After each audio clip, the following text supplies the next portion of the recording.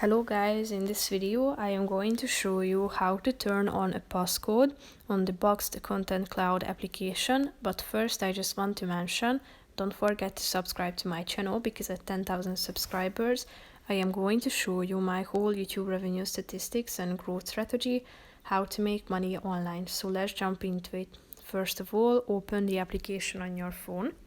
After that, tap on the profile icon in the upper left corner of the screen. Go to the options section and tap on the first button, security. Click on turn passcode on in the passcode lock section. Then enter your passcode. Then re-enter it to confirm. And as you can see, it has been turned on. If you want to turn it off, tap on the turn passcode off button and then you should enter it again. So that's pretty much it for this video, guys. See you in the next one. Bye bye.